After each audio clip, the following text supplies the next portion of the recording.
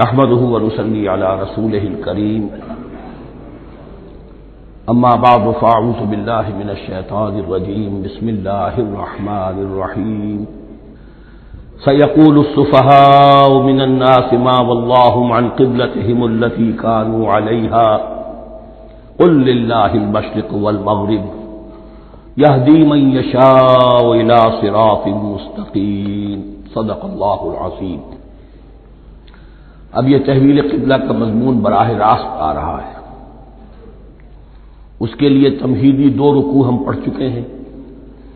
حضرت ابراہیم کا تذکرہ جو معمار ہیں بیت اللہ کے، ابو الانبیاء ہیں، امام الناس ہیں، انہی کی ایک نسل بنی اسرائیل ہے، انہی کی ایک نسل بنی اسماعیل ہے۔ ان کا دین کیا تھا، اس کی بنیاد کیا تھی، انہوں نے اور خود ان کے پوتے حضرت یعقوب نے اپنی اولاد کو کس بات کی وصیت کی تھی، اب وہ اولاد مختلف پگڈنڈیوں پر چل کر کہاں کہاں پہنچ چکی ہے، یہ سارا پس منظر ہے اصل میں اس تحویل قبلہ کے لیے۔ اور تحویل قبلہ پر پورے 2 رکوع آ رہے ہیں۔ اس سے بسا اوقات یہ خیال پیدا ہوتا ہے، مجھے ذہن میں بھی کبھی ہوتا تھا کہ یہ ایسی بڑی بات کیا تھی جس کے لیے قرآن مجید نے اتنے شد و مد کے ساتھ اور اس قدر تفصیل کے ساتھ بلکہ تکرار کے ساتھ بات کی۔ تو اصل میں اس کو یوں سمجھیے کہ ایک خاص مذہبی ذہنیت ہوتی ہے، اور وہ مذہبی ذہنیت یہ ہوتی ہے کہ اعمال کے ظاہر پر ان کی توجہ زیادہ مرکوز ہو جاتی ہے، اعمال کی جو روح ہے زیادہ اس کی طرف توجہ نہیں ہوتی ہے۔ عوام الناس کا معاملہ یہی ہو جاتا ہے، ظواہر پر، رسومات پر، جو ظاہری شکلیں ہیں ان کی اہمیت، جو اصل دین ہے، روح دین ہے، جو مقاصد دین ہیں ان کی طرف توجہ نہیں ہوتی۔ نتیجہ یہ ہوتا ہے کہ ظاہر میں ذرا سا فرق انہیں بہت محسوس ہوتا ہے، ذرا سا فرق ہو گیا، کسی نے رفع دین کر لیا، قیامت آ گئی، معلوم ہوا یہ کوئی اور ہی آ گیا ہماری مسجد میں، یہ کون ہے، کسی نے آمین ذرا اونچا کہہ دیا، پھر قیامت آ گئی۔ یہ ساری چیزیں جو یہ خاص ایک ذہنیت ہوتی ہے، اس ذہنیت کے پس منظر میں یہ مسئلہ چھوٹا نہیں تھا۔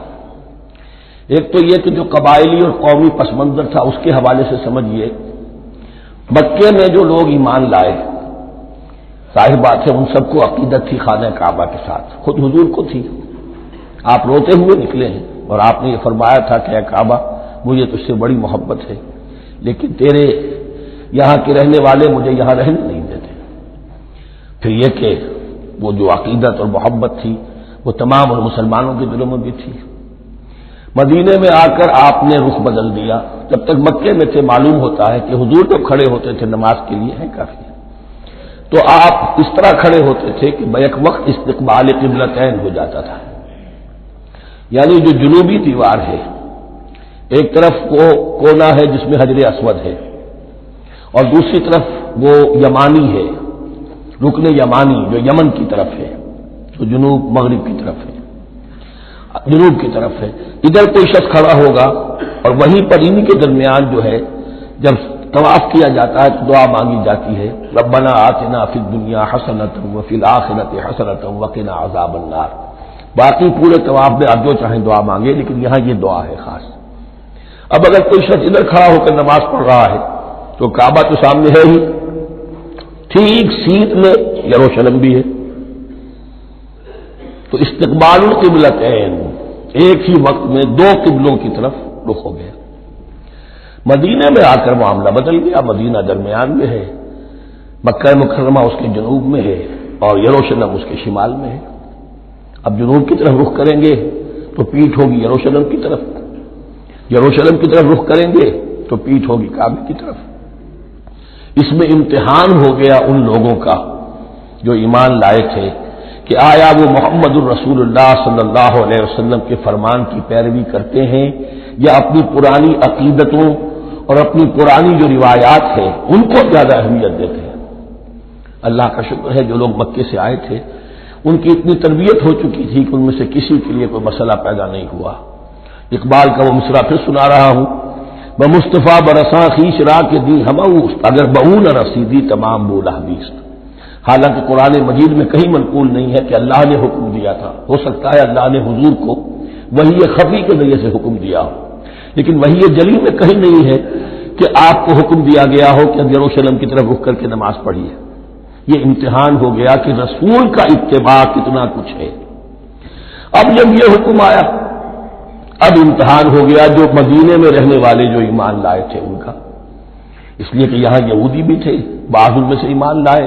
عبداللہ ابن سلام رضی اللہ تعالیٰ عنہ تھے، ان کو علماء میں سے تھے، لیکن جو اور دوسرے لوگ تھے وہ بھی زیر اثر تھے یہود کے علماء کے، ان کے دل میں بھی یروشلم کی عظمت تھی.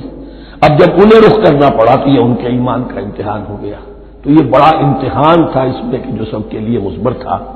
اور مسلمانوں میں سے بعض لوگوں کے دلوں میں یہ خیال بھی پیدا ہوا ہوگا اگر اصل قبلہ یہ تھا تو ہم نے اب تک جو نمازیں پڑھی ہیں وہ تو پھر ہم نے غلط اس پر پڑھی. ہماری اتنی سالوں کی کسی کو ایمان لائے وہ 10 برس ہو گئے، ہماری ان نمازوں کا کیا بنے گا؟ وہ نمازیں ضائع ہو گئی تو نماز تو ایمان کا رکن رکین ہے، تو بڑی تشویش پیدا ہو گئی. اس کے ساتھ ایک مسئلہ یہ پیدا ہوا سیاسی اعتبار سے کہ یہود اب تک تو یہ سمجھ رہے تھے کہ حضور نے اور مسلمانوں نے ہمارا قبلہ اختیار کر لیا ہے، تو گویا کہ ہمارے کیمپ فالوورز ہیں، ہمارا تو انہوں نے اتباع کیا ہے، لہذا ہمیں کوئی خاص اندیشہ نہیں ان کی طرف سے. لیکن اب جب قبلہ بدل گیا تو ان کے کان کھڑے ہو گئے کہ یہ تو پھر کوئی نئی اب ملت ہے اور نئی امت کی تشکیل ہو رہی ہے، لہذا ان کی طرف سے مخالفت جو تھی اس کے اندر شدت زیادہ پیدا ہو گئی. یہ سارے مضامین تھے کہ جو یہاں پر زیر بحث آ رہے ہیں. سَيَقُولُ السُّفَهَاءُ مِنَ النَّاسِ، بہت غیر معمولی ہے اس کا آغاز ہی اس آیت کا. ان قریب کہیں گے لوگوں میں سے احمق اور بے وقوف لوگ، ما وَلَّاهُمْ عَنْ قِبْلَتِهِمُ الَّتِي كَانُوا عَلَيْهَا، کس چیز نے پھیر دیا انہیں اس قبلے سے کہ جس پر یہ تھے. یعنی یہ 16 مہینے نماز پڑھی ہے بیت المقدس کی طرف رخ کر کے یروشلم کی طرف، اب کس چیز نے پھیر دیا انہیں؟ قُلْ لِلَّهِ الْمَشْرِقُ وَالْمَغْرِبُ، دیکھیے وہی الفاظ جو 14ویں رکوع میں آئے تھے جو تمہید بن رہے تھے. کہہ دیجئے کہ اللہ ہی کے لیے ہے مشرق اور مغرب. گویا کہ شمال و جنوب، مشرق و مغرب، شمال و جنوب، محاورے میں مشرق و مغرب زیادہ استعمال ہوتا ہے. سب اللہ کے ہیں، اللہ کسی سمت میں محدود نہیں ہے. یہدی من یشاء الی صراط مستقیم، کو جس کو چاہتا ہے سیدھے راستے کی طرف ہدایت دے دیتا ہے. وَكَذَلِكَ جَعَلْنَاكُمْ، اب یہ خاص بات کہی جا رہی ہے، اے مسلمانوں تم اس تحویل قبلہ کو معمولی بات نہ سمجھو. یہ علامت ہے اس بات کی کہ اب تمہیں وہ حیثیت حاصل ہو گئی. وَكَذَلِكَ جَعَلْنَاكُمْ أُمَّةً وَسَطًا لِتَكُونُوا شُهَدَاءَ عَلَى النَّاسِ وَيَكُونَ الرَّسُولُ عَلَيْكُمْ شَهِيدًا. اب تمہارا فرض منصبی یہ ہے کہ رسول نے جس دین کی گواہی تم پر دی ہے اپنے عمل سے، اپنے قول سے، اسی دین کی گواہی تمہیں دینی ہے اپنے قول سے اور اپنے عمل سے پوری نوع انسانی پر. اب تم لنک بن گئے ہو. اب تک نبوت کا سلسلہ جاری تھا، ایک نبی کی تعلیم ختم ہوئی، بگڑ گئی، تحریف ہو گئی، غائب ہو گئی، دوسرا نبی آ گیا، پھر کوئی تیسرا آ گیا، چلے آ رہے. لہذا ہر دور کے اندر اب وہ جو معاملہ تھا تسلسل کے ساتھ چل رہا تھا، اب یہاں نبوت ختم ہو رہی ہے محمد رسول اللہ صلی اللہ علیہ وسلم پر، تو نوع انسانی تو ختم نہیں ہو رہی، ابھی قیامت تو نہیں آئی ہے.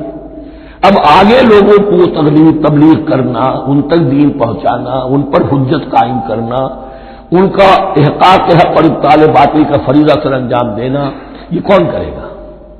تو پہلے تو ہمیشہ اللہ کی طرف سے وہی جبریل لائے اور نبی کے پاس آ گئے، نبی نے لوگوں کو سکھا دیا. اب یہ کہ اللہ سے جبریل لائے محمد کے پاس، محمد نے سکھایا تمہیں، اور تمہیں سکھانا ہے پوری نوع انسانی کو، تو تم اب وہ درمیانی لنک ہو. وَكَذَلِكَ جَعَلْنَاكُمْ أُمَّةً وَسَطًا لِتَكُونُوا شُهَدَاءَ عَلَى النَّاسِ وَيَكُونَ الرَّسُولُ عَلَيْكُمْ شَهِيدًا. یہ مضمون زیادہ کھلے گا چل کر سورہ حج کی آخری آیات میں. اسی طرح سے مراد یہ کہ تحویل قبلہ ایک مظہر ہے اس کا. اس سے اب تم اپنی ذمہ داریوں کا اندازہ کرو، صرف خوشیاں نہ مناؤ، جشن نہ مناؤ، بلکہ یہ کہ یہ بہت بڑی ذمہ داری کا بوجھ ہے جو تم پر آ گیا. کبھی ہم نے اپنے بندے محمد کے کاندھوں پر جب یہ بوجھ رکھا تھا تو ان سے بھی کہا تھا صلی اللہ علیہ وسلم انا سنلقی علیک قولا ثقیلا، اے نبی ہم آپ پر ایک بھاری بات ڈالنے والے ہیں. وہی بھاری بات بہت بڑے پیمانے پر اب تمہارے کندھوں پر آ گئی ہے. وَكَذَلِكَ جَعَلْنَاكُمْ أُمَّةً وَسَطًا لِتَكُونُوا شُهَدَاءَ عَلَى النَّاسِ وَيَكُونَ الرَّسُولُ عَلَيْكُمْ شَهِيدًا وَمَا جَعَلْنَا الْقِبْلَةَ الَّتِي كُنْتَ عَلَيْهَا. اور ہم نے نہیں قرار دیا تھا اس قبلے کو جس پر کہ اے نبی آپ پہلے تھے. یعنی یہ دو طرح کی بات ہو سکتی ہے. وہی خفی سے اللہ نے فرمایا ہو کہ اے محمد اب کچھ عرصے کے لیے یروشلم کی طرف رخ کر کے نماز پڑھو، وہی جمی میں نہیں ہے. اور یہ بھی ہو سکتا ہے یہ حضور کا اجتہاد ہو اور اسے اللہ نے قبول فرما لیا ہو. دونوں باتوں کا امکان موجود ہے. حضور کے اجتہاد پر اگر اللہ کی طرف سے نفی نہ آئے تو وہ گویا اللہ کی طرف سے. وما جعلنا القبلة التي كنت عليها إلا لنعلم من يتبع الرسول ممن ينقلب على عقبيه. اور نہیں ٹھہرایا تھا ہم نے اس قبلے کو جس پر کہ آپ رہے ہیں مگر یہ جاننے کے لیے کہ کون ہے، یہ ظاہر کرنے کے لیے کہ کون ہے کہ جو اتباع کرتے ہیں رسول کا صلی اللہ علیہ وسلم، اور وہ کون ہے کہ جو اپنی ایڑیوں کے بل لوٹ جاتے ہیں. یعنی مدینے میں آ کر اگر کوئی مکے کا مسلمان کہتا صاحب یہ قبلہ مجھے قبول نہیں ہے، وہ واپس ہو جاتا. ایسا ہوا نہیں. اور اب جب مکے کی طرف رخ ہو گیا ہے تو کوئی انصار میں سے، کوئی مدینے میں جو ایمان لائے ان میں سے کسی نے کہا کہ ٹھیک ہے جی ہمارا قبلہ وہ تھا، اب آپ نے اپنا قبلہ بدل دیا، آپ کا راستہ اور ہمارا راستہ اور. نہیں، وہ تمام کے تمام مسلمان ان آزمائشوں میں کامیاب ہوئے. وہ ان کانت لکبیرۃ الا علی الذین ھدی اللہ. اور واقعہ یہ ہے، یقیناً یہ بہت بڑی بات تھی. اس طرح قبلے کے اندر تبدیلی قبول کر لینا آسان بات نہیں ہوتی، بڑا حساس مسئلہ ہوتا ہے، مگر ان کے لیے کہ جن کو اللہ نے ہدایت دی. وما کان اللہ لیضیع ایمانکم. اور اللہ ہرگز تمہارے ایمان کو ضائع کرنے والا نہیں ہے. ایمان سے یہاں مراد نماز جو ہے الصلاۃ عماد الدین. وہ جو تشویش ہو گئی تھی کہ ہماری ان نمازوں اور کیا بنے گا جو ہم نے 16 مہینے پڑھی ہے بیت المقدس کی طرف رخ کر کے. وما کان اللہ لیضیع ایمانکم. اس وقت وہ حکم تھا رسول کا، وہ اللہ کے ہاں مقبول ہے. اس وقت یہ حکم ہے جو تمہیں رسول کی معرفت مل رہا ہے، اب تم اس کی پیروی کرو. ان اللہ بالناس لرؤوف الرحیم. یقیناً اللہ تعالیٰ تو انسانوں کے حق میں بہت ہی شفیق ہے اور بہت ہی رحیم ہے. قد نرى تقلب وجهك في السماء. معلوم ہوتا ہے خود حضور کو انتظار تھا اس فیصلے کا، اور معلوم ہوتا ہے کہ آپ پر بھی شاق گزر رہا تھا یہ وقفہ کہ جس میں نماز پڑھتے ہوئے پیٹھ ہو رہی تھی بیت اللہ کی طرف. تو آپ بار بار آپ کی نگاہیں آسمان کی طرف اٹھتی تھی کہ کب وحی آئے، کب جبرائیل حکم لے کر آئے. قد نرى تقلب وجهك في السماء. اے نبی ہم نے آپ کے چہرے کا بار بار آسمان کی طرف اٹھنا دیکھ لیا ہے. فَلَنُوَلِّيَنَّكَ قِبْلَةً تَرْضَاهَا. اس آیت میں بڑی شفقت، بڑی محبت، بڑی عنایت ہے محمد الرسول اللہ صلی اللہ علیہ وسلم کے لیے اللہ کی طرف سے. تو ہم بدلے دیتے ہیں، پھیرے دیتے ہیں قبلہ جو آپ کو پسند ہے. ظاہر بات ہے کہ حضور کو جو محبت تھی اور جو بھی آپ کو ایک رشتہ قلبی تھا بیت اللہ کے ساتھ، فَلَنُوَلِّيَنَّكَ قِبْلَةً تَرْضَاهَا. ہم بدلے دیتے ہیں، بدل دیں گے قبلہ اسی طرف جو آپ کو پسند ہے. فَوَلِّ وَجْهَكَ شَطْرَ الْمَسْجِدِ الْحَرَامِ. تو بس اب پھیر دیجیے اپنے رخ کو مسجد حرام کے رخ پر. وَحَيْثُ مَا كُنتُمْ. اور مسلمانوں جہاں کہیں بھی تم ہو، مدینے میں ہو یا کہیں اور ہو، مغرب میں ہو، شمال میں ہو، جنوب میں ہو، کہیں ہو، فَوَلُّوا وُجُوهَكُمْ شَطْرَهُ. تو اپنا چہرہ نماز میں اسی کے رخ پر پھیرو. وَإِنَّ الَّذِينَ أُوتُوا الْكِتَابَ لَيَعْلَمُونَ أَنَّهُ الْحَقُّ مِنْ رَبِّهِمْ. اور جن لوگوں کو کتاب دی گئی تھی وہ جانتے ہیں کہ یہ حق ہے ان کے پروردگار کی طرف سے. تورات میں بھی یہ مذکور تھا کہ اصل قبلہ ابراہیمی وہی تھا، اس لیے کہ یروشلم کو تعمیر کیا ہے حضرت ابراہیم سے کوئی 1000 سال کے بعد حضرت سلیمان نے. یہ جو بھی ہیکل سلیمانی ہے کم سے کم 1000 برس کا فصل ہے حضرت ابراہیم میں حضرت سلیمان میں. تو حضرت ابراہیم کا قبلہ کون سا تھا؟ تو وہ بھی مولانا امین احسن اصلاحی صاحب نے اردو میں ترجمہ کیا ہے مولانا حمید الدین فراہی کی کتاب کا، اور وہ بہت اہم ہے اس موضوع کو سمجھنے کے لیے. بہت سے مسلمان مفسرین نے بھی اس میں ٹھوکر کھائی ہے. ان الذین اوتوا الکتاب لیعلمون انہ الحق من ربہم وما اللہ بغافل عما یعملون. اور اللہ غافل نہیں ہے اس سے کہ جو وہ کر رہے ہیں. ولئن اتیک الذین اوتوا الکتاب بکل آیۃ ما تبعوا قبلتک. اے نبی آپ ان اہل کتاب کو اگر تمام دلائل بھی دے دیں گے، تمام نشانیاں بھی دکھا دیں گے، تب بھی یہ آپ کے قبلے کی پیروی نہیں کریں گے. وما انت بتابع قبلتہم. اور نہ ہی اب آپ پیروی کرنے والے ہیں ان کے قبلے کی. یہ تو لکم دینکم ولی دین والا معاملہ ہو گیا. وما بعضهم بتابع قبلۃ بعض. حد یہ ہے کہ یہ خود جو ہے آپس میں ایک دوسرے کے قبلے کی پیروی نہیں کرتے. یعنی نصارہ اور یہود اگرچہ یروشلم سب کا قبلہ ہے، لیکن عین یروشلم میں جا کر جو یہودی ہیں وہ مغربی گوشے کو اختیار کرتے تھے، مغرب کی طرف رخ کرتے تھے ہیکل سلیمانی میں، اور جو نصارہ ہے وہ مشرق کی طرف. اس لیے کہ حضرت مریم سلام علیہا نے جو اعتکاف کیا تھا مکانن شرقیہ، وہ جو مکان تھا ان کا جہاں اعتکاف تھا، جہاں فرشتہ ان کے پاس آیا ہے، وہ ہیکل کے کسی شرقی گوشے میں تھا. تو انہوں نے عیسائیوں نے اسی کو اپنا شرقی گوشے کو قبلہ بنا لیا. وما ولئن اتبعت اهواءهم، اور اے نبی اگر بالفرض آپ نے ان کی خواہشات کی پیروی کی، من بعد ما جاءك من العلم، اس کے بعد کہ آپ کے پاس العلم صحیح علم آ چکا ہے، انك اذا لمن الظالمین، تو آپ بھی پھر ظلم کرنے والوں میں سے ہو جائیں گے معاذ اللہ.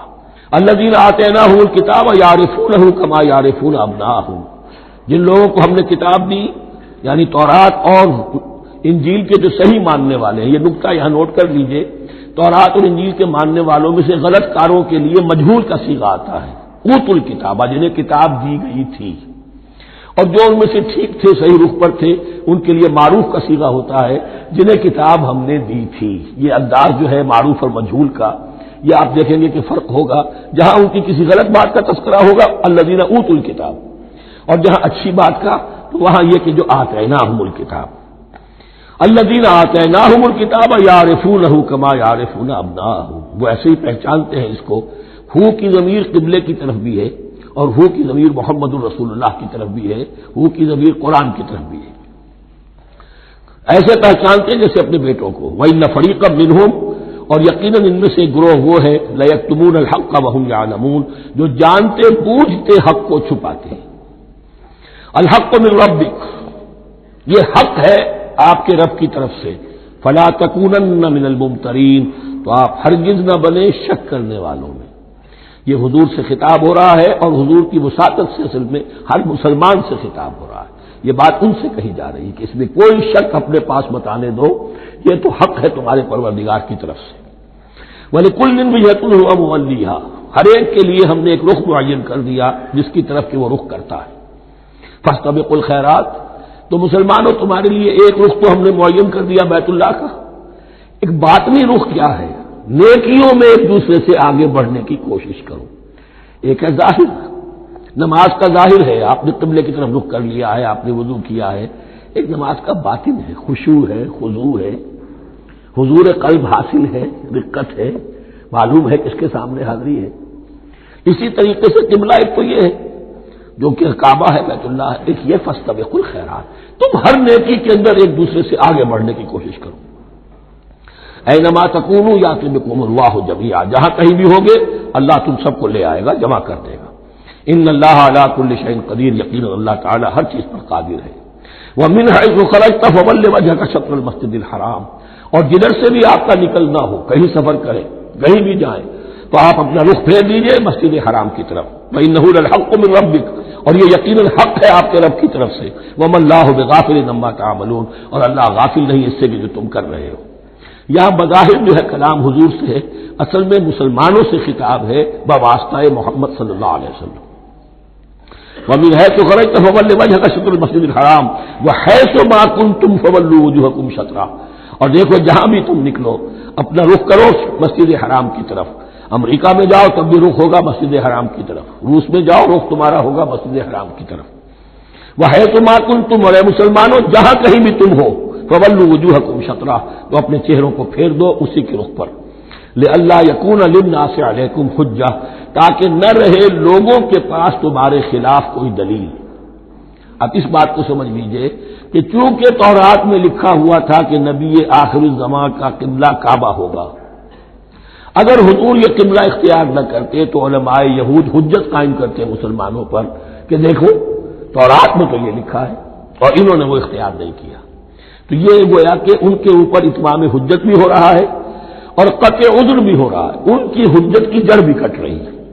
الا الذین ظلموا منهم، سوائے ان میں سے ان کے جو ظالم ہیں، اعتراض کرنے کے لیے لاکھ انہوں نے پھر بھی ہیلے بہانے بنائی لینے ہیں. فلا تخشوهم، تو مسلمانوں ان سے نہ ڈرو، واخشونی، مجھ سے ڈرو. ولیتم نعمتی علیکم، اور یہ جو تحویل قبلہ ہوئی ہے اور محمد الرسول اللہ صلی اللہ علیہ وسلم کی بعثت کی بنیاد پر ایک نئی امت کو شکل دی جا رہی ہے، اور اسے اب امامت الناس سے سرفراز کیا جا رہا ہے۔ وراثت ابراہیمی اب اسے منتقل ہو گئی ہے۔ یہ اس لیے ہے وَلِ أُتِمَّ نِعْمَتِي عَلَيْكُمْ، اپنی نعمت میں تم پر اس کا اتمام فرما دوں، مکمل کر دوں، وَلَعَلَّكُمْ تَهْتَدُونَ، اور تاکہ تم ہدایت یافتہ بن جاؤ۔ کما ارسلنا فیکم رسولا، جیسے کہ ہم نے بھیج دیا ہے تم میں ایک رسول۔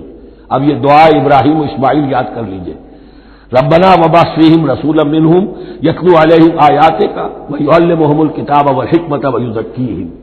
اب گویا کہ وہاں تو دعا تھی، اور یہ 3000 سال کے بعد اس دعا کا ظہور ہو رہا ہے بعثت محمدی کی شکل میں۔ کما ارسلنا فیکم رسولا منکم، جیسے کہ ہم نے بھیج دیا ہے تم میں رسول اپنا، تم ہی میں سے، یتلو علیکم آیاتنا، وہ تلاوت کرتا ہے تم پر ہماری آیات، ویزکیکم، تمہیں پاک کرتا ہے، تزکیہ کرتا ہے تمہارا، ویعلمکم الکتاب والحکمہ، اور تمہیں تعلیم دیتا ہے کتاب و حکمت کی، ویعلمکم ما لم تکونوا تعلمون، اور تمہیں تعلیم دے رہا ہے ان چیزوں کی جو تمہیں معلوم نہیں تھی۔ یہاں ایک نقطہ بڑا اہم ہے، حضرت ابراہیم اور اسماعیل کی دعا میں جو ترتیب تھی، یہاں اللہ نے اس کو بدل دیا ہے۔ وہاں کیا تھا؟ تلاوت آیات، تعلیم کتاب و حکمت، پھر تزکیہ۔ یہاں کیا ہے؟ تلاوت آیات، پھر تزکیہ، پھر تعلیم کتاب و حکمت۔ اب ظاہر بات ہے کہ حضرت ابراہیم حضرت اسماعیل نے جو بات کہی وہ بھی غلط تو نہیں ہو سکتی، لیکن ہم یہ کہہ سکتے ہیں کہ اس کی امپرووڈ فارم یہ ہے جو اللہ تعالیٰ کی طرف سے دی گئی، اس لیے کہ تزکیہ مقدم ہے۔ اگر نیت صحیح نہیں ہے تو تعلیم کتاب و حکمت مفید نہیں ہوگی، بلکہ گمراہی میں اضافہ ہوگا۔ نیت کج ہے تو گمراہی بڑھتی چلی جائے گی، اور تزکیہ کا حاصل کیا ہے؟ نیت درست ہو جائے، اخلاص، نحن لہ مخلصون۔ اگر یہ نہیں ہے تو جتنا پڑھو گے، جتنے بڑے عالم ہوگے، شیطان بھی بن سکتے ہو۔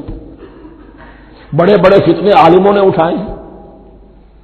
یہ جو دین اکبری تھا یا دین الہی تھا، اکبر کے تو باپ دادا کو کبھی خیال نہیں آ سکتا تھا اس کا۔ یہ پٹی پڑھانے والے کون تھے؟ ابو الفضل اور فیضی جیسے علماء، بہت بڑے علماء۔ اسی طرح غلام احمد قادیانی، اس کو اصل میں جو بھی پٹیاں پڑھائی ہیں وہ تو پڑھائی حکیم نور الدین نے، جو بہت بڑا عالم تھا، اہل حدیث عالم تھا۔ تو در حقیقت بہت بڑا عالم ہوگا، اگر اس کی کج ہو گئی نیت تو اتنا ہی بڑا فتنہ اٹھا دے گا۔ اس پہلو سے تزکیہ مقدم ہے، اور اس کا ثبوت یہ ہے، یہی مضمون سورہ آل عمران میں آیا، یہی مضمون پھر سورہ جمعہ میں آئے گا، وہاں بھی ترتیب یہی ہے۔ تینوں جگہ پر اللہ کی طرف سے ترتیب یہی ہے، یتلو علیکم آیاتنا ویزکیکم، تمہیں ہماری آیات پڑھ کر سنا رہا ہے اور تمہارا تزکیہ کرتا ہے، ویعلمکم الکتاب والحکمہ، اور اس تزکیے کے بعد پھر تعلیم کتاب و حکمت، ویعلمکم ما لم تکونوا تعلمون، اور تمہیں سکھا رہا ہے جو کچھ علم تمہیں حاصل نہیں تھا۔ فاذکرونی اذکرکم، بس مجھے یاد رکھو، میں تمہیں یاد رکھوں گا۔ یہ بہت بڑا میثاق ہے اور بہت بڑا وعدہ ہے، بہت بڑا وعدہ۔ اور یہاں تک حدیث میں پھر اس کی شرح آئی ہے، میرا بندہ اگر مجھے اپنے دل میں یاد کرتا ہے، میں بھی اسے اپنے جی میں یاد کرتا ہوں، اور میرا بندہ اگر میرا ذکر کسی محفل میں کرتا ہے تو میں اس سے بہت اعلیٰ محفل میں اس کا ذکر کرتا ہوں۔ اس کی محفل تو بہت بلند و بالا ہے، ملائے اعلیٰ کی محفل ہے، فرشتے ملائکہ مقربین کی محفل ہے، خدا خود میرے محفل بود اندر لامکا خسرو، محمد سمے محفل بود شب جائے کہ من بودم۔ اب خسرو کس عالم میں تھے جب یہ شعر کہہ گئے ہیں؟ تو بہرحال ہے تو صحیح، ایک محفل تو ہے، میں اس سے بڑی بہتر محفل میں ان کا تذکرہ کرتا ہوں۔ فاذکرونی اذکرکم واشکروا ولا تکفرون، اور میرا شکر کرو، میری نعمتوں کا ادراک کرو، اس کا شعور حاصل کرو، اس پر زبان سے بھی شکر ادا کرو، اپنے عمل سے بھی، جوارح سے بھی ان نعمتوں کا حق ادا کرو۔ یہاں وہ 18 رکوع ختم ہو گئے، نصف اول اس سورہ مبارکہ کا مکمل ہو گیا۔ اب آگے سے خطاب ہے، یا ایھا الذین آمنوا، ایک نئی امت آ گئی، چارٹر اس کا آ گیا۔ کیوں بنایا گیا تمہیں؟ لتکونوا شہداء علی الناس ویکون الرسول علیکم شہیدا، تم اب لنک ہو ہمیشہ ہمیش کے لیے محمد اور پوری نوع انسانی کے درمیان۔ اسی لیے وہ حدیث بھی تو ہے جو علماء حق ہوتے ہیں ان کے بارے میں فرمایا، علماء امتی کا انبیاء بنی اسرائیل، میری امت کے علماء کا مقام وہی ہے جو بنی اسرائیل کے علماء کا، اس لیے کہ اب نبوت تو ختم ہو گئی محمد پر صلی اللہ علیہ وسلم، لیکن یہ کتاب تو ہے، اس کا پہنچانا تو ہے، اس کو عام تو کرنا ہے، حجت تو قائم کرنی ہے، اور صرف تبلیغ سے نہیں عمل کر کے دکھانا ہے، وہ نظام قائم کر کے دکھانا ہے جو محمد عربی نے قائم کیا صلی اللہ علیہ وسلم، تب حجت قائم ہوگی۔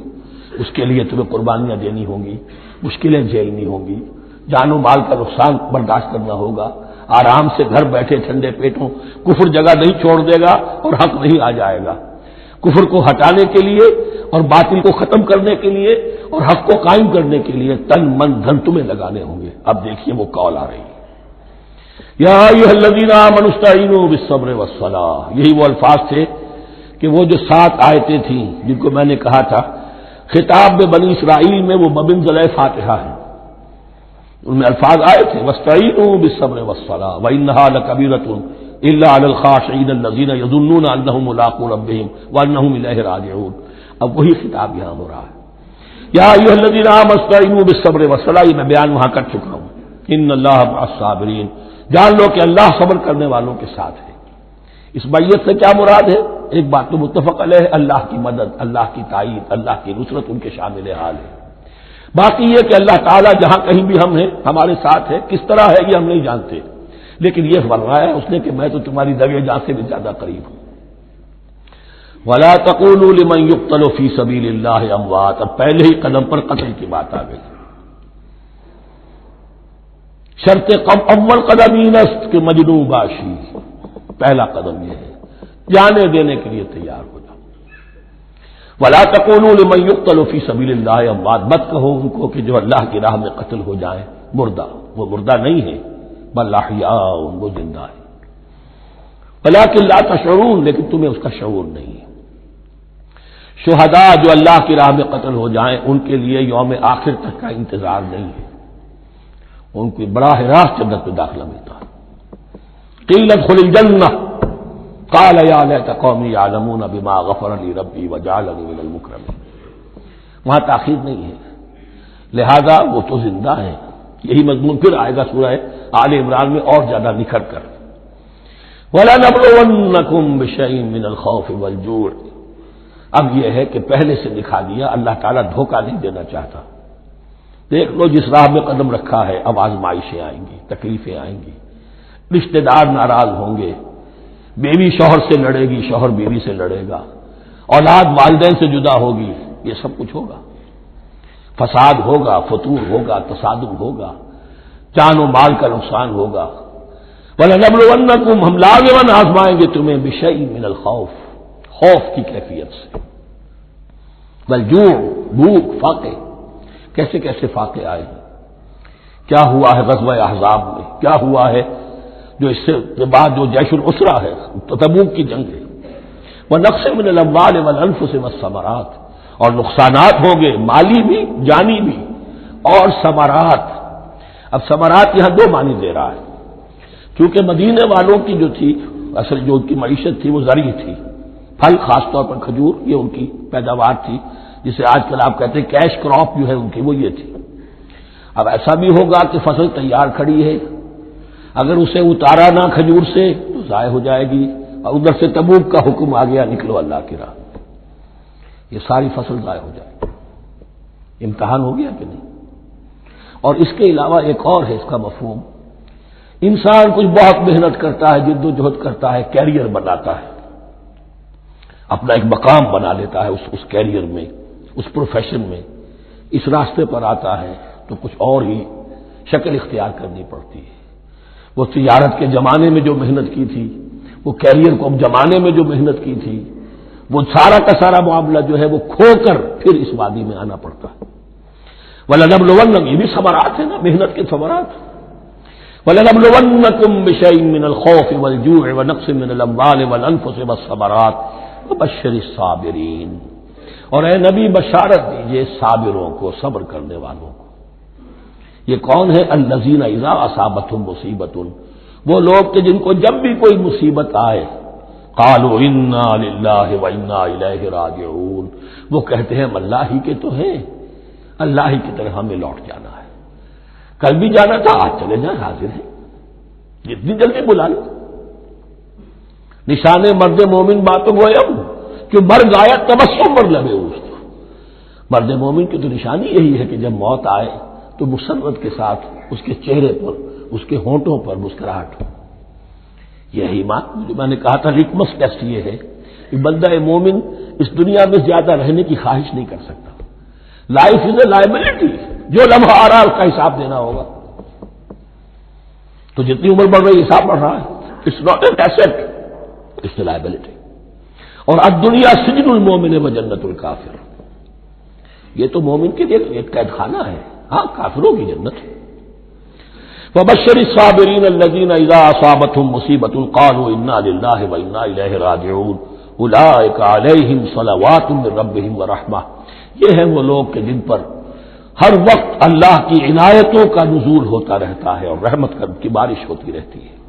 وَأُولَٰئِكَ هُمُ الْمُهْتَدُونَ، اور یہی لوگ ہیں ہدایت یافتہ، جنہوں نے واقعتاً ہدایت کو اختیار کیا ہے۔ اور جو ایسے مرحلے پر چھٹک کر کھڑے رہ جائیں، پیچھے رہ جائیں، پیچھے بیٹھ جائیں، پیٹھ موڑ لیں، وہ گویا کہ ختم ہوا ان کا معاملہ۔ اب چونکہ اس معاملے میں بحث ہو گئی تھی خانہ کعبہ کی بھی، پھر اسی میں مقام ابراہیم کی بات آ گئی تھی، تو کچھ ذہنوں میں سوال پیدا ہوا کہ یہ جو حج کے مناسک میں صفا اور مروہ جو ہے، یہ بھی تو آخر اسی کا تو ان کی کیا حقیقت ہے، کوئی حقیقت ہے یا نہیں؟ فرمایا ان الصفا والمروہ من شعائر اللہ، یہ بھی اللہ کے شاعر میں سے ہے۔ شاعر کسے کہتے ہیں؟ وہ چیز جو شعور بخشے، تو وہ چیزیں کہ جن کے ساتھ اولو العزم پیغمبروں یا اولو العزم انسانوں، اولو العزم اولیاء اللہ کے کچھ حالات و واقعات کا کوئی ذہنی سلسلہ قائم ہوتا ہو، وہ گویا کہ شعور دلانے والے ہوتے ہیں، یاد دلانے والے ہوتے ہیں، اللہ تعالیٰ کی طرف ذہن کو لے جانے والے ہوتے ہیں۔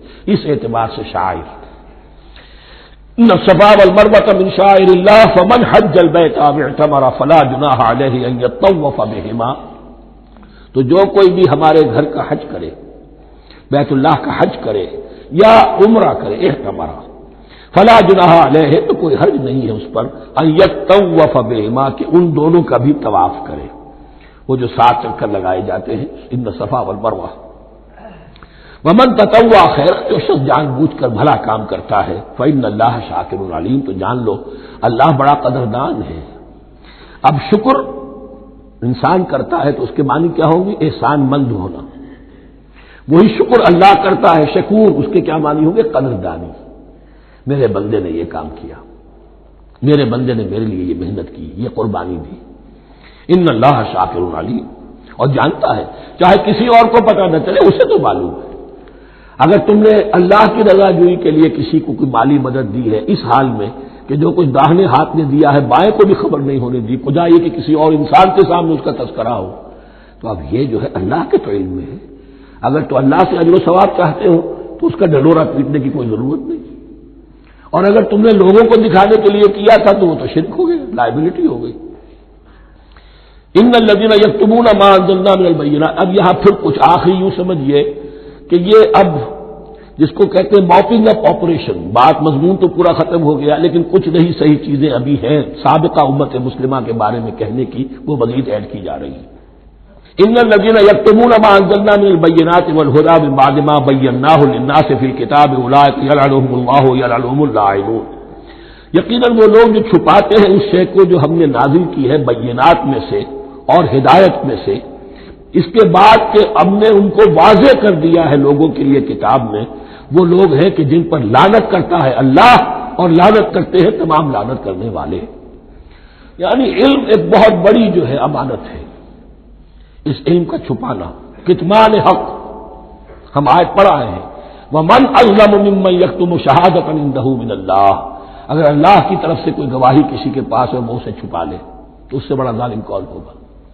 اب انہی کی وضاحت ہو رہی ہے، کیسی کیسی کھلی شہادتیں تورات اور انجیل میں تھی اور ان کو یہ چھپائے پھر رہے ہیں۔ ان الذین یکتمون ما انزلنا من البینات والہدی من بعد ما بیناہ للناس فی الکتاب اولئک یلعنهم اللہ یلعنهم اللاعنون الا الذین تابوا واصلحوا وبینوا، سوائے ان کے کہ جو توبہ کرے، رجوع کرے اور اپنی اصلاح کر لے اور اب واضح کرے وہ شے کہ جو انہوں نے چھپائی ہوئی تھی اسے ظاہر کرے۔ فاولئک اتوب علیہم، تو ان کی توبہ میں قبول کروں گا اور ان کی طرف میں نگاہ التفات میں اپنی پھر ان کی طرف متوجہ کر دوں گا۔ وانا التواب الرحیم، اور میں تو ہوں ہی توبہ کا قبول کرنے والا اور رحم فرمانے والا۔ ان الذین کفروا وماتوا وهم کفار، یقیناً جن لوگوں نے کفر کیا اور وہ مرے اسی حال میں کہ کفر پر قائم تھے، اولئک علیہم لعنۃ اللہ والملائکۃ والناس اجمعین، ان پر تو لعنت ہے اللہ کی بھی اور فرشتوں کی بھی اور تمام انسانوں کی بھی، خالدین فیہا، اس لعنت کی کیفیت میں وہ اب ہمیشہ رہیں گے، لا یخفف عنہم العذاب، نہ ان پر سے عذاب کے اندر کوئی کمی کی جائے گی، ولا هم ینظرون، نہ انہیں کوئی مہلت ملے گی کہ عذاب کا تسلسل ذرا سی دیر کے لیے وقفہ ہو جائے، سانس لینے کی مہلت مل جائے، ولا هم ینظرون۔ وَإِلَٰهُكُمْ إِلَٰهٌ وَاحِدٌ، سن لو تمہارا الہ اور معبود ایک ہی الہ ہے، لا الہ الا هو الرحمن الرحیم، اس کے سوا کوئی الہ نہیں ہے اور وہ رحمان ہے اور رحیم ہے۔ اب جو آیت آ رہی ہے اس کے پڑھنے سے پہلے ایک بات سمجھ لیجئے کہ یہ جو اب 22 رکوعوں کا مضمون ہم پڑھ رہے ہیں، مجھے یہ بات آج شروع میں واضح کرنی چاہیے تھی، اس میں ترتیب کیا ہے۔ میں پہلے عرض کر چکا ہوں کہ پہلے 18 رکوعوں کی تقسیم ورٹیکل کی ہے ہم نے، 18 کو 4 رکوع ادھر، 10 درمیان میں، پھر 4 ادھر۔ یہاں اب چلے گی ہاریزونٹل تقسیم، افقی تقسیم، اور اس کی بھی شکل کیا ہے کہ 4 مضامین ہیں کہ جو تانے بانے کے ساتھ بنے ہوئے ہیں، یا 4 لڑیاں ہیں مضمون کی کہ جن کو بٹ کر رسی بنا دیا گیا۔ وہ 4 مضامین کیا ہیں؟ مسلمانوں سے خطاب میں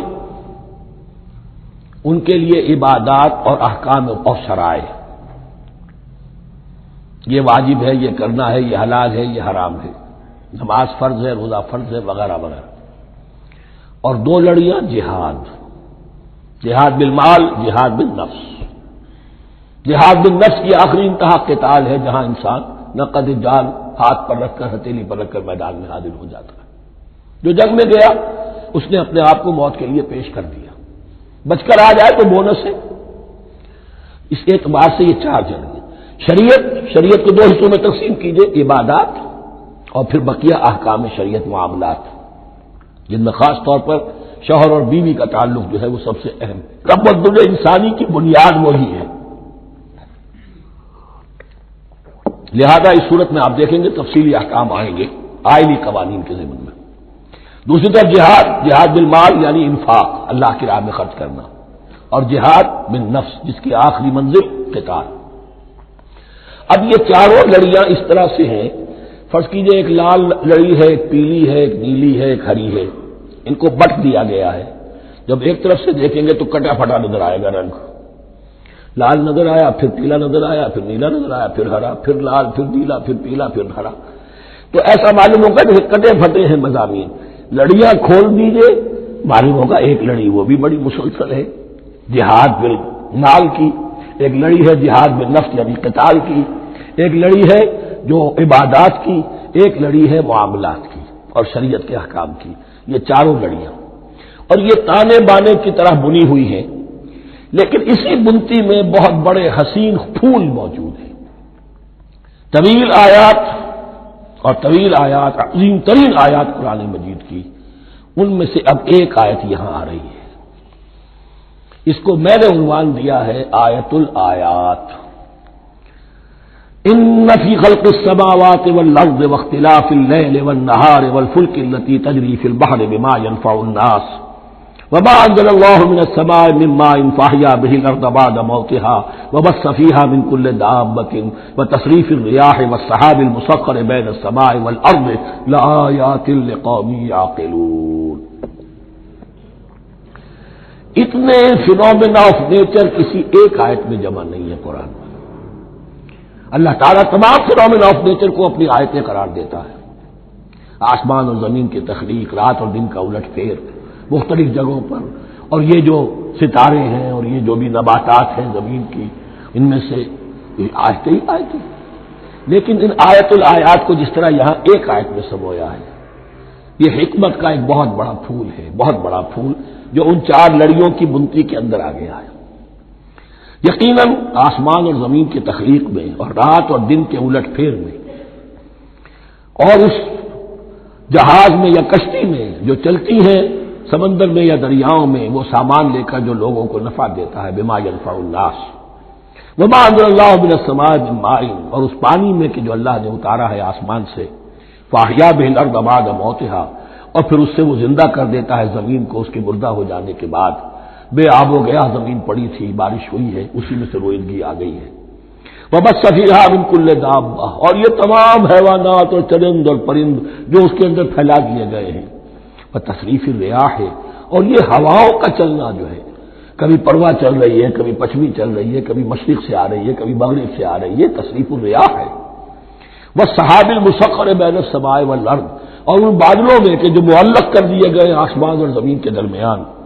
لآیات لقوم یعقلون، ان سب میں آیات ہیں، نشانیاں ہیں ان لوگوں کے لیے جو عقل سے کام لیں۔ ان کو دیکھو اور ان کے خالق کو، مدبر کو پہچانو۔ آیات ہے، اور ان کے آیات کے پہچاننے کا جو عملی نتیجہ نکلنا چاہیے اور جس کو عام طور پر لوگ نہیں پہنچ پاتے جس تک، اب اگلی آیت میں اس کا تذکرہ ہے۔ نتیجہ تو نکلنا یہ چاہیے کہ پھر محبوب اللہ ہی ہو، شکر اسی کا ہو، اطاعت اسی کی ہو، عبادت اسی کی ہو۔ جب سورج میں کچھ نہیں، یہ تو اللہ نے اس کو بنایا ہے، یہ حرارت جو ہے اللہ نے دی ہے، چاند میں کچھ نہیں، ہوائیں چلانے والا کوئی وہی تو ہے۔ تو اب کسی شے کے لیے کوئی شکر نہیں، کسی شے کے لیے کوئی عبادت نہیں، کوئی ڈنڈوت نہیں، کوئی سجدہ نہیں، بلکہ صرف اللہ کے لیے، اور وہی مطلوب و مقصود بن جائے، وہی محبوب ہو۔ لا محبوب الا اللہ، لا مقصود الا اللہ، لا مطلوب الا اللہ۔ جن لوگوں کی یہاں تک رسائی نہیں ہو جاتی وہ لوگ کسی اور شے کو اپنا محبوب و مطلوب بنا کر اس کی پرستی شروع کر دیتے ہیں۔ خدا تک نہیں پہنچے، اپنے نفسی کو معبود بنا لیا، جو یہ کہے کر رہے، معبود تو ہو گیا۔ ارایت من اتخذ الہہ ہواہ، اپنے قوم کو معبود بنا لیا، قوم کی برتری کے لیے، قوم کی سربلندی کے لیے جانے بھی دے رہے، وطن کو معبود بنا لیا۔ اس حقیقت کو علامہ اقبال نے سمجھا ہے، اس دور کا سب سے بڑا بت وطن ہے۔ اس دور میں میں اور ہے، جام اور ہے، جم اور، ساقی نے بنا کی روش لطف و ستم اور، تہذیب کے آزر نے ترشوائے صنم اور، مسلم نے بھی تعمیر کیا اپنا حرم اور، ان تازہ خداؤں میں بڑا سب سے وطن ہے، جو پیرہن اس کا ہے وہ مذہب کا کفن ہے۔ نیشنلزم، ٹیریٹوریل، وطنی قومیت، وطن کی جے، یہ معبود بنائے بیٹھے۔ تو اب یہاں سنیے، ومن الناس، اور لوگوں میں سے کچھ ایسے بھی ہیں من یتخذ من دون اللہ اندادا، جو اللہ کو چھوڑ کر کچھ اور چیزوں کو اس کا مد مقابل بنا دیتے ہیں۔ وطن کو بنا لیا، قوم کو بنا لیا، ہیومنزم، انسانیت، نوع انسانی، ہم اس کے خدمتگار ہیں، ہم اس کی بہتری کے لیے کام کر رہے ہیں، یہ بھی ایک معبود بن گیا۔ اور سب سے گھٹیا انسان وہ ہے کہ اپنے ہی حسن کا دیوانہ بنا پھرتا ہوں، اپنا ہی نفس ہے، اسی کے گر چکر لگا رہا ہے، وہی حریم ہے اس کا، وہی حرم ہے اس کا، اور وہ طواف کر رہا ہے اپنے نفس کا، تو وہ بھی تو اس کا ایک معبود ہے۔ لوگوں میں سے وہ بھی ہیں کہ جو اللہ کو چھوڑ کر کسی اور چیز کو اس کا مد مقابل بنا دیتے ہیں۔ یحبونہم کحب اللہ، اور ان سے محبت کرنے لگتے ہیں جیسی کہ اللہ سے کرنی چاہیے۔ یہ فلسفہ ہے اصل میں، ہندی میں سے آدرش کہتے ہیں، عربی میں نصب العین، انگلش میں آئیڈیل۔ ہر باشعور انسان کسی شے کو اپنا آئیڈیل بناتا ہے اور اس سے پھر محبت کرتا ہے، اس کے لیے جیتا ہے، اس کے لیے مرتا ہے، قربانیاں دیتا ہے، اثار کرتا ہے، قوم کے لیے قربانی، وطن کے لیے قربانی، فلاح کے لیے قربانی، خود اپنی ذات کے لیے قربانی۔ یحبونہم کحب اللہ، یہ سارے کام تو اللہ کے لیے کرنے کے تھے، جیو اللہ کے لیے، مرو اللہ کے لیے، محبت اس سے کرو۔ ان صلاتی و نسکی و محیای و مماتی للہ رب العالمین۔ تم نے اپنی یہ ساری نسبتیں کسی اور شے کے ساتھ وابستہ کر دی، تم نے اللہ کا مد مقابل تراش لیا۔ می تراشت فکر ما ہر دم خدا بندے دیگر، رست از یک بند تا افتاد در بندے دیگر۔ انسان معبود تراشتا رہتا ہے اپنے ذہن سے اور ان کے لیے محبت کرتا ہے، جانیں دیتا ہے، قربانیاں دیتا ہے۔ وَمِنَ النَّاسِ مَن يَتَّخِذُ مِن دُونِ اللَّهِ أَندَادًا يُحِبُّونَهُم كَحُبِّ اللَّهِ، یہ مضمون بھی سورہ حج میں زیادہ واضح ہوگا۔ وَالَّذِينَ آمَنُوا أَشَدُّ حُبًّا لِلَّهِ، پھر یہ لٹمس ٹیسٹ کا لفظ میری زبان پر آ رہا ہے، اور جو لوگ واقعتاً صاحب ایمان ہوتے ہیں ان کی شدید ترین محبت ہوتی ہے اللہ کے ساتھ۔ اگر یہ نہیں ہے، اگر یہ نہیں تو بابا پھر سب کہانیاں ہیں۔ کوئی شے اللہ سے زیادہ محبوب ہو گئی وہ تمہاری معبود ہے، تم نے اللہ کو چھوڑ دیا، چاہے وہ دولت ہی ہے، چاہے عبد الدینار و عبد الدرہم، ہلاک و برباد ہو جائے درہم و دینار کا بندہ۔ نام عبد الرحمان ہے، حقیقت میں عبد الدینار ہے۔ دینار آنا چاہیے، حرام سے آئے، حلال سے آئے، جائز سے آئے، ناجائز سے آئے، تو معبود اللہ نہیں ہے، معبود دینار ہے۔ ہندو نے یہ کیا کہ لکشمی دیوی کی ایک مورتی بنا کر پوجنا شروع کر دیا، یہ لکشمی دیوی اگر ذرا مہربان ہو جائے گی دولت آ جائے گی۔ ہم نے کہا ہٹاؤ اس درمیان کے لنک کو، سیدھے ہی دولت کو کیوں نہ پوجو، پیٹرو ڈالر کو پوجو، ڈالر کو پوجو، ترک وطن کرو، ماں باپ کو چھوڑو یہاں سے سکتا ہوا کہ مر رہے ہیں اور کوئی ان کا بیٹا ان کی بیٹی ان کے پاس نہیں، کس لیے؟ ڈالر۔ کون معبود ہوا؟ وَمِنَ النَّاسِ مَن يَتَّخِذُ مِن دُونِ اللَّهِ أَندَادًا يُحِبُّونَهُم كَحُبِّ اللَّهِ وَالَّذِينَ آمَنُوا أَشَدُّ حُبًّا لِلَّهِ وَلَوْ يَرَى الَّذِينَ ظَلَمُوا إِذْ يَرَوْنَ الْعَذَابَ أَنَّ الْقُوَّةَ لِلَّهِ جَمِيعًا، اور کاش کہ دیکھ لیتے یہ لوگ جو اس شرک میں اور اس گناہ میں مبتلا ہیں، ظلم شرک کے معنی، جب وہ دیکھیں گے عذاب کو اور یہ بات واضح ہو جائے گی کہ قوت تو ساری کی ساری اللہ کے ہاتھ میں ہے، کسی کے پاس کچھ نہیں۔ وَأَنَّ اللَّهَ شَدِيدُ الْعِقَابِ، اور یہ کہ اللہ سزا شدید العذاب، اللہ سزا دینے میں بہت سخت ہے۔ اس وقت آنکھ کھلے گی تو فائدہ کیا ہوگا؟ اب آنکھ کھلے تو فائدہ ہے۔ استبرأ الذین اتبعوا من الذین اتبعوا، اب انسانی معاشرے کے اندر یہ ہوتا ہے، کچھ لوگ ہوتے ہیں لیڈر لوگ جو اپنے پیچھے لوگوں کو لگا لیتے ہیں، چاہے ڈیماگوگس ہوں، چاہے مذہبی جو ہے وہ مسندوں کے والی ہوں، اپنے پیچھے لگاتے ہیں، اور ان کے پیچھے لگنے والے جو ہیں وہ یہ سمجھتے ہوئے ان کی عزت بھی ہے، ان کا احترام بھی ہے، ان کے نیچے دبے بھی ہوئے، ان کا پیچھے پیچھے چلتے ہیں۔ قیامت کے دن وہ تبرہ کریں گے کہ تم نے ہمیں مروایا، ہم تمہاری پیروی کرتے رہے، ہم نے سمجھا تم جو کہہ رہے ہیں وہ ٹھیک ہے، ہم نے تمہیں اپنا لیڈر مانا۔ اب وہ اعلان برات کریں گے، اللہ ہمارا ان سے کوئی تعلق نہیں۔ استبرأ الذین اتبعوا، اور اس کے جواب میں پھر وہ کریں گے ہمارا تم سے کوئی تعلق نہیں۔ اس روز کے جن لوگوں کا اتباع کیا گیا تھا دنیا میں، لیڈر لوگ، وہ ان لوگوں سے جنہوں نے پیروی کی تھی ان سے تبرہ کریں گے۔ وَرَأَوُا الْعَذَابَ وَتَقَطَّعَتْ بِهِمُ الْأَسْبَابُ، اور وہ دیکھ لیں گے عذاب کو، نگاہوں کے سامنے جہنم آ جائے گی اور تمام رشتے منقطع ہو جائیں گے۔ یوم یفر المرء من اخیہ وامہ وابیہ وصاحبتہ وبنیہ لکل امرئ منہم یومئذ شأن یغنیہ یود المجرم لو یفتدی من عذاب یومئذ ببنیہ وصاحبتہ واخیہ وفصیلتہ التی تؤویہ ومن فی الارض جمیعا ثم ینجیہ۔ ہر انسان چاہے گا میرے باپ کو، بیٹے کو، بھائی کو، ماں کو، بیوی کو، اولاد کو، تمام انسانوں کو چھوڑ دو جہنم میں، خدا کے لیے کسی طرح مجھے بچا لو۔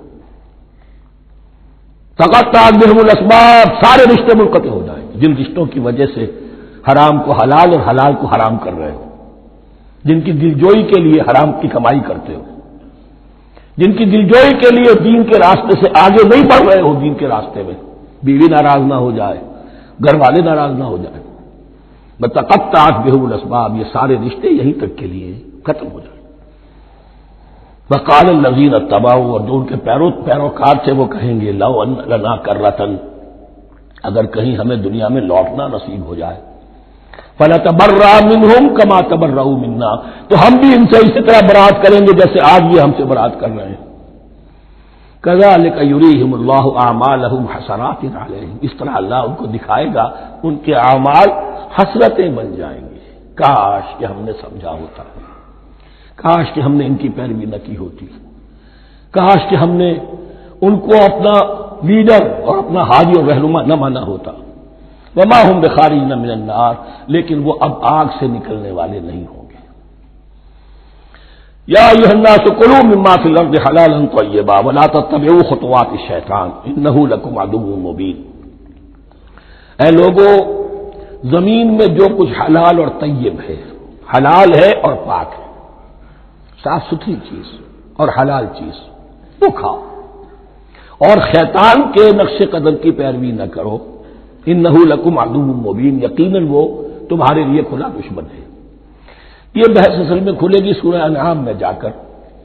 وہاں عرب میں یہ رواج تھا، بتوں کے نام پر کوئی جانور چھوڑ دیتے تھے، جیسے ہندوؤں میں بھی تھی رواج، ہم نے تو بچپن میں دیکھا ہے، کوئی سانڈ چھوڑ دیا، کسی کے کان جو ہے وہ چیر دیے، یہ فلاں بت کے لیے ہے، فلاں دیوی کے لیے ہے، اب اسے کوئی کچھ نہیں کہہ سکتا تھا، وہ جہاں چاہے وہ منہ ماریں جا کر ان کا، اور پھر ان کا ظاہر بات ہے ان کا گوشت کیسے کھایا جا سکتا تھا۔ تو عرب میں بھی یہ رواج تھے، اور ابھی تک اس کے کچھ نہ کچھ ریزیڈول ایفیکٹس تھے۔ آباء و اجداد کی جو رسمیں چلی آ رہی ہوں وہ آسانی سے جو ہے وہ چھوٹتی نہیں ہے، کچھ نہ کچھ اثرات رہتے ہیں، جیسے آج تک ہمارے ہاں ہندوانہ اثرات موجود ہیں۔